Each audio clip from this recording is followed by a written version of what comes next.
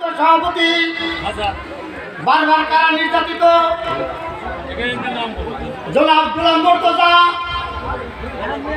এবং বরাক ইউনিয়নের সহ জেলা থানা ইউনিয়ন বিএনপি এবং সকল অঙ্গ সংগঠনের নেতৃবৃন্দ মঞ্চের সামনে উপস্থিত আছেন গাছি ইউনিয়নের বিএনপি অঞ্চল থেকে আগত বিভিন্ন অঞ্চল থেকে আগত বিএনপি এবং অঙ্গ সংগঠনের রাহমাতুল্লাহ খালেদা জিয়া তার হাতে এক মুঠো ধানের সুপো দিয়েছিল।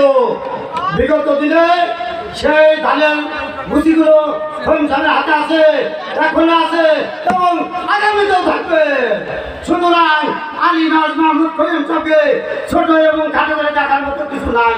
সংগ্রামী সাথী বন্ধু দ্বিধা দ্বন্দ্ব ভুলে গিয়ে দল মত নির্বিশেষে ঐক্যবদ্ধভাবে হাতে হাত মিলে কাঁধে কাঁধ মিলে আলী নওয়াজ মাহমুদ খৈয়মকে ধানের শীর্ষে নির্বাচিত করতে হবে।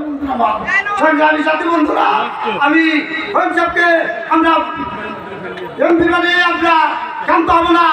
আমরা আলী নওয়াজ মাহমুদ খৈয়মের গাড়িতে পতাকা দেখতে চাই। সংগ্রামী সাথী বন্ধুগণ, আমি বলতে চাই আলী নওয়াজ মাহমুদ খৈয়ম ছাড়া এই গাছি ইউনিয়নে কোন নেতাকে আমরা রক্ষা করব না। আলী নওয়াজ মাহমুদ খৈয়ম ধানের শীষ ছাড়া রাজবাড়ী জেলার অন্য কোনো নেতা নাই। রাজবাড়ী জেলায়